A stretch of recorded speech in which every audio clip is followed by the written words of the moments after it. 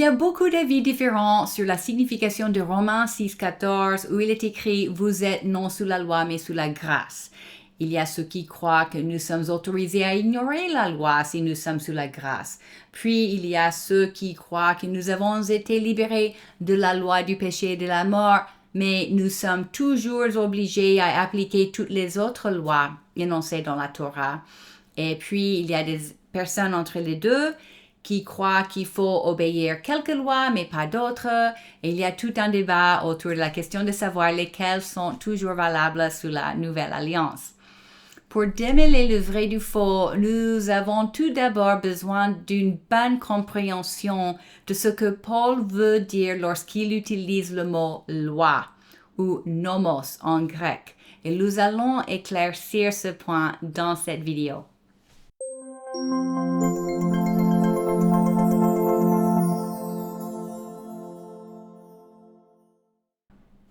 Bonjour les amis, j'espère que tout va bien pour vous. Aujourd'hui, nous continuons notre étude de l'Alliance mosaïque. La première vidéo de cette série a été déjà publiée et je vous transmets son lien ci-dessous. Dans la première partie de cette série, nous avons vu qu'il y avait différentes classes de prescriptions données à la nation d'Israël par Moïse. Des lois civiles, des lois cérémonielles, des préceptes culturels et des lois morales. Les 10 commandements sont une synthèse de la loi morale et représentent un récapitulatif extériorisé de la volonté de Dieu. Les 10 commandements communiquent l'essence de l'alliance avec Moïse. Dans Deutéronome chapitre 9, Moïse appelle les 2 tablettes de pierre sur lesquelles les 10 commandements sont écrits les tables de l'alliance. Il faut savoir que l'expression 10 commandements n'existe pas sous ces termes dans la Bible. La Bible les appelle les 10 paroles. Dans Exode 34, il est écrit « Et l'Éternel écrivit sur les tables les paroles de l'Alliance, les 10 paroles. » Dans Deutéronome 4, il dit « Et il vous fit entendre son alliance qu'il vous commanda d'observer les 10 paroles. Et les écrivit sur 2 tables de pierre. » Certaines versions de la Bible traduisent le mot « parole » par « commandement », mais en hébreu, le mot est bel et bien « parole ». Dans cette vidéo, j'appellerai donc les 10 commandements les 10 paroles. Avec ça, regardons les différentes façons dont l'apôtre Paul emploie le mot « loi » ou « nomos » en grec. Dans ses lettres, le mot « loi » peut signifier différentes choses selon le contexte. Il peut signifier les 10 paroles. Il peut signifier la Torah, c'est-à-dire les livres de Genèse, Exode, Lévitique, Nombre et Deutéronome. Parfois, il signifie un principe ou loi universelle, un peu comme la loi de la gravité. Paul emploie ce mot parfois dans une phrase, par exemple, les œuvres de la loi ou vivre sous la loi. Analysons ces exemples dans le texte. Commençons par Romains chapitre 2. Toi qui te donnes le nom de juif, tu te reposes sur la loi. Tu places ta fierté dans ton Dieu, tu connais sa volonté. Rappelons-nous que les 10 paroles sont une synthèse de la volonté de Dieu. Et tu discernes ce qui est important car tu es instruit par la loi. Tu es convaincu d'être le conducteur des aveugles, la lumière de ceux qui sont dans les ténèbres, l'éducateur des ignorants, le maître des enfants, parce que tu possèdes dans la loi l'expression de la connaissance et de la vérité. Toi donc, qui enseignes les autres, tu ne t'enseignes pas toi-même. Toi qui prêches de ne pas voler, tu voles. Toi qui dis de ne pas commettre d'adultère, tu commets l'adultère. Toi qui as les idoles en horreur, tu pilles les temples. Toi qui places ta fierté dans la loi, tu déshonores Dieu en la transgressant. En effet, le nom de Dieu est blasphémé parmi les nations à cause de vous, comme cela est écrit. Notez qu'ici, Paul parle des lois comme ne pas voler, ne pas commettre d'adultère et ne pas adorer des idoles. Alors c'est clair qu'il fait référence dans ce passage aux 10 paroles en particulier. Continuons. Certes, la circoncision est utile si tu mets en pratique la loi, mais si tu la violes, ta circoncision devient incirconcision. Si donc l'incirconcis respecte les commandements, en grec c'est les exigences de la loi, son incirconcision ne sera-t-elle pas comptée comme circoncision?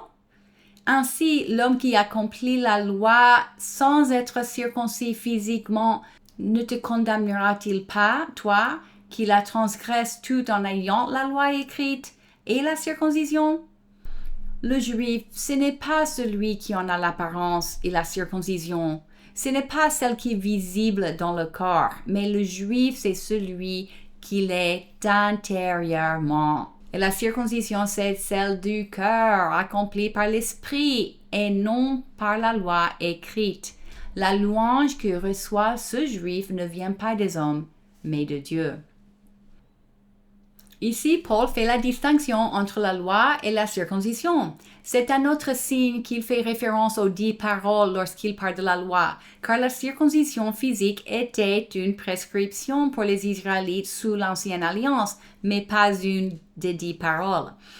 Paul fait donc la distinction entre les 10 paroles et les autres lois. Il dit qu'une personne qui obéit aux 10 paroles est comptée comme circoncis, même s'il ne l'est pas dans la chair. Intéressant, n'est-ce pas? Continuons dans Romains chapitre 3. Que dire donc? Sommes-nous supérieurs aux autres? Pas du tout. En effet, nous avons déjà prouvé que les Juifs et non-Juifs sont tous sous la domination du péché. Comme cela est écrit, il n'y a pas de juste, même pas un seul. Aucun n'est intelligent, aucun ne cherche Dieu. Tous se sont détournés, ensemble ils se sont pervertis, et il n'y a aucun qui fasse le bien, même pas un seul. Leur gosier est une tombe ouverte, et ils se servent de leur langue pour tromper. Ils ont sur les lèvres un venin de vipère, leur bouche est pleine de malédictions et d'amertume. Leurs pieds courent pour verser le sang. La destruction et le malheur marquent leur passage. Ils ne connaissent pas le chemin de la paix. Il n'y a aucune crainte de Dieu devant leurs yeux. Or, nous savons que tout ce qui dit la loi, c'est à ceux qui vivent sous la loi qu'elle le dit, afin que toute bouche soit fermée et que le monde entier soit reconnu coupable devant Dieu.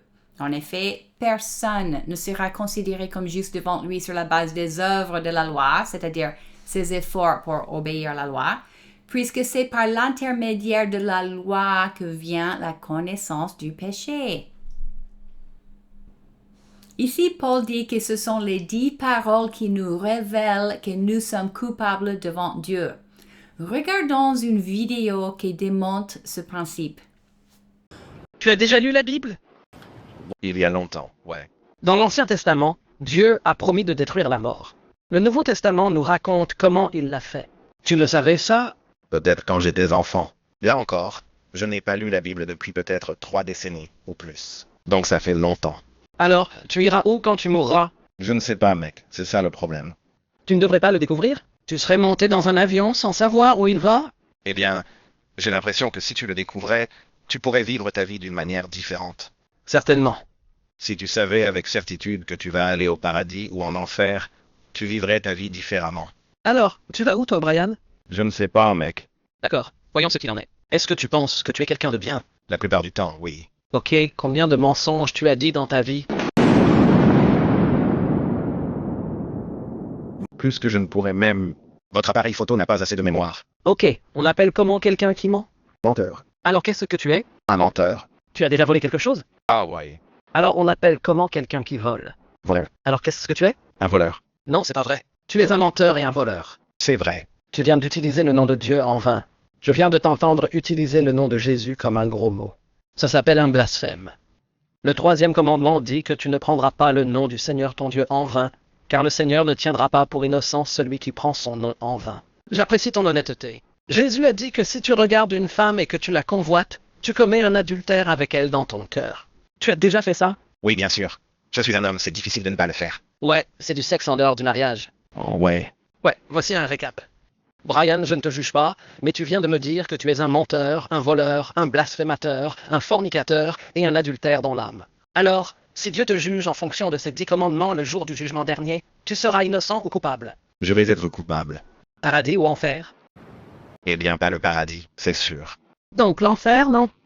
Alors maintenant tu sais. Alors, Ça te préoccupe que si tu mourais aujourd'hui et que Dieu te rendait justice, tu finirais en enfer? C'est un peu inquiétant, oui. Brian, ça a l'air un peu bizarre, mais je t'aime beaucoup et l'idée que tu ailles en enfer me terrifie. Tu es un être humain, tu n'es pas un chien, un cheval ou un chat. Tu as quelque chose en toi qui dit « Oh, je ne veux pas mourir. La vie t'est précieuse. » Alors dis-moi, qu'a fait Dieu pour les pécheurs coupables afin qu'ils n'aillent pas en enfer? Il a envoyé son Fils unique, n'est-ce pas? Qui ne sait pas ça aux États-Unis? Jean 3,16 coule de nos oreilles. La plupart des gens savent cela, mais ils ne savent pas ceci. Les 10 commandements sont appelés la loi morale. Toi et moi, on a enfreint la loi. Jésus est venu et a payé l'amende. C'est pourquoi il a dit que c'était terminé juste avant sa mort. Il disait avoir payé intégralement. Si tu es au tribunal et que tu as des amendes pour excès de vitesse, si quelqu'un les paie, un juge te laissera partir même si tu es coupable. Ils diront « Sortez d'ici. Tu es coupable, mais tu peux partir. » Quelqu'un a payé ton amende. Et même si vous et moi sommes coupables devant Dieu de crimes odieux, dignes de damnation, nous pouvons être acquittés. Dieu peut nous laisser vivre. Il peut nous retirer la peine de mort, tout cela parce que Jésus a payé l'amende avec le sang de sa vie, en étant ressuscité de la mort. Beaucoup croient en Jésus. Ils croient en Dieu, mais ils n'ont jamais obéi à l'Évangile. Ils sont toujours dans leur péché, et cela m'horrifie. Alors tu vas réfléchir à ce dont on a parlé. En fait, je le ferai. C'est pour ça que j'ai arrêté, ouais. Peut-être que Dieu s'est servi de moi aujourd'hui pour te parler. Quand vas-tu te repentir et mettre ta foi en Christ? Maintenant, je suppose. C'est juste une question de volonté. Dis simplement, Dieu, je te rends ma vie. Tu me l'as donné et je te le cède et tu ne seras plus jamais le même. Dieu te donnera un nouveau cœur et de nouveaux désirs sur base de ta véritable repentance et de ta foi en Christ. Je peux te donner un livre que j'ai écrit? C'est ça? Ouais. Très bien, merci mec. Ravi de te rencontrer, mec. Ouais, merci aussi. Merci de m'avoir accordé ton temps. Merci. Bon courage. Avez-vous remarqué dans cette vidéo qu'au début, l'homme a dit qu'il était une bonne personne? La plupart des personnes diraient la même chose, mais après, l'intervieweur passe en revue les 10 commandements. L'homme prend conscience qu'il les a violés et qu'il est coupable et condamnable devant Dieu. C'est à ce moment-là qu'il se rend compte de son besoin d'être sauvé. Sans la loi, nous ne saurions pas que nous sommes coupables. Et si nous ne sommes pas conscients de notre péché, alors nous ne saurons pas que nous avons besoin d'être sauvés. L'acte de Jésus sur la croix n'a aucun sens sans la loi. Voilà pourquoi Paul dit que c'est par l'intermédiaire de la loi ou les 10 paroles que vient la connaissance du péché. C'est la loi qui nous rend conscience de notre culpabilité et nous fait comprendre que nous sommes condamnables. Continuons dans Romains chapitre 3. Mais maintenant, la justice de Dieu dont témoigne la loi et les prophètes, là il fait référence au livre de la loi, c'est-à-dire le Pentateuque et le livre des prophètes, a été manifestée indépendamment de la loi. C'est la justice de Dieu par la foi en Jésus-Christ pour tous ceux qui croient. Ici, Paul dit que les Écritures, c'est-à-dire le livre de la loi et le livre des prophètes, témoignent de la justice de Dieu. La justice de Dieu applique la loi sans favoritisme. Et nous savons par Romains 6, 23 que le péché est passible de mort. Puis Paul explique qu'il y a une autre manifestation de la justice de Dieu, celle de la foi en Jésus-Christ. La justice de Dieu demande le paiement du péché par la mort. Pour que la justice de Dieu soit rendue, il existe 2 manières. Soit l'offenseur paie avec sa propre vie, soit il donne son accord pour que la mort de Jésus soit comptée comme paiement. L'unique substitut possible est Jésus, car tous les autres êtres humains qui n'ont jamais existé sont eux-mêmes coupables et ils n'ont qu'une vie à donner. Seule une personne innocente qui n'est pas redevable par la mort peut payer pour quelqu'un d'autre. Continuons dans le texte. Il n'y a pas de différence. Tous ont péché et sont privés de la gloire de Dieu, et ils sont gratuitement déclarés justes par sa grâce, par le moyen de la libération qui s'y trouve en Jésus-Christ. C'est lui que Dieu a destiné à être par son sang une victime expiatoire pour ceux qui croiraient. Il démontre ainsi sa justice, puisqu'il avait laissé impunis les péchés commis auparavant à l'époque de sa patience. Il le démontre dans le temps présent de manière à être juste, tout en déclarant juste celui qui a la foi en Jésus. Où est donc la raison de se montrer fier? Elle a été exclue. Par quelle loi? Là, il fait référence à un principe spirituel ou universel. Par celle des œuvres? Non, par la loi de la foi. En effet, nous estimons que l'homme est déclaré juste par la foi, indépendamment des œuvres de la loi. Ou bien Dieu est-il seulement le Dieu des Juifs? N'est-il pas aussi celui des non-Juifs? Oui, il est aussi le Dieu des non-Juifs, puisqu'il y a un seul Dieu qui déclarera les circoncis justes sur la base de la foi et qui déclarera aussi les incirconcis justes au moyen de la foi. Dans Romains chapitre 2, Paul avait dit que celui qui obéit aux 10 paroles est compté comme circoncis même s'il ne l'est pas dans la chair. Maintenant, il dit dans ce passage que celui qui place sa foi en Jésus-Christ est déclaré circoncis même s'il ne l'est pas dans la chair. Voici les deux manières d'être compté comme circoncis et d'éviter la condamnation de Dieu. Soit on peut obéir parfaitement aux 10 commandements, soit on peut placer sa foi en Jésus-Christ. Et nous savons qu'obéir aux 10 paroles est impossible. Personne n'a jamais réussi à le faire sauf Jésus-Christ. Tous sont donc coupables et la foi en Jésus-Christ est notre unique espoir. Pour finir le chapitre, Paul dit dans verset 31, « Cela signifie-t-il donc que par l'intermédiaire de la foi, nous annulions la loi? Certainement pas, au contraire, nous confirmons la loi. » Ici, il dit que la foi n'annule pas la loi. C'est une autre manifestation de la justice de Dieu. Autrement dit, c'est une autre manière d'appliquer la justice de Dieu. Par la foi, nos péchés sont payés par la mort d'un substitut. La loi est donc satisfaite ou accomplie. Analysons les différentes significations du mot loi ou nomos dans le texte que nous venons de lire. La plupart du temps, Paul fait référence à la loi morale, résumée dans les 10 paroles ou les 10 commandements. C'est par le moyen de cette loi que nous prenons conscience du péché et de notre besoin d'un sauveur. Sans la loi morale et sans une connaissance de nos péchés, l'acte de Jésus sur la croix n'aurait aucun sens pour nous.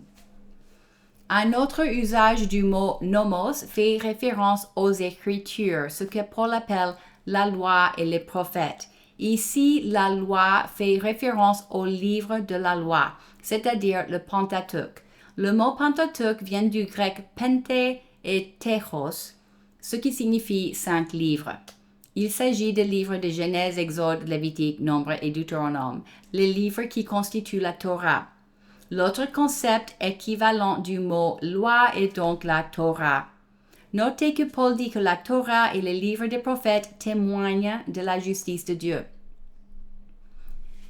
Lorsque Paul fait référence aux personnes qui vivent sous la loi, il fait référence aux personnes non croyantes, ceux qui ont toujours besoin de 10 paroles pour réaliser leur péché. En plus, ils opèrent sous la loi puisqu'ils n'ont pas placé leur foi en Jésus-Christ pour payer leur dette envers Dieu. Alors, l'unique option qu'ils ont pour éviter sa condamnation est d'obéir parfaitement aux 10 commandements. Et c'est pour cela que Paul dit qu'ils vivent sous la loi. Paul parle aussi des œuvres de la loi, c'est-à-dire les vains efforts des hommes pour obéir aux 10 paroles. Paul dit dans Romains 3 que personne ne sera considéré comme juste devant Dieu sur cette base. En effet, personne n'est capable de l'accomplir. Puis Paul parle de la foi et dit qu'elle opère indépendamment de la loi. Mais nous avons vu que la foi est une autre manière d'appliquer la justice de Dieu. La foi est indépendante de la loi dans le sens où elle nous permet d'échapper à la condamnation de Dieu sans avoir besoin d'accomplir la loi. Paul parle aussi de la loi de la foi.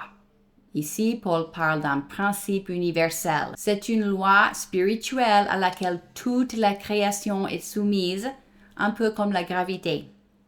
Ici, il utilise le mot « loi » en référence à un principe spirituel et non pas à une loi écrite. Puis, à la fin de Romains chapitre 3, Paul dit que la foi confirme la loi. La foi en Jésus-Christ permet une parfaite application de la justice de Dieu. Les 10 paroles sont toujours là Elles sont toujours en vigueur. Le sacrifice de Jésus-Christ est un paiement parfaitement légitime pour nos crimes. En plaçant la responsabilité de nos péchés sur le Christ, Dieu peut satisfaire sa justice et nous déclarer innocents de manière légale. Maintenant, lorsque la Bible dit que nous sommes sous la grâce et non sous la loi, qu'est-ce que cela veut dire? Nous avons vu qu'être sous la loi signifie de ne pas placer sa confiance en Jésus et par conséquent faire confiance à ses propres efforts pour échapper à la condamnation de Dieu. En revanche, une personne sous la grâce est une personne qui a placé sa confiance en Jésus-Christ. Cette personne n'a pas besoin de la loi écrite, car elle est déjà consciente de ses péchés et de son besoin d'un sauveur. Et par la grâce de Dieu donnée moyennant la foi, elle n'a pas besoin d'accomplir parfaitement la loi pour être réconciliée avec Dieu et aller au ciel. En gros, être sous la grâce ne signifie pas que nous sommes autorisés à ignorer la loi.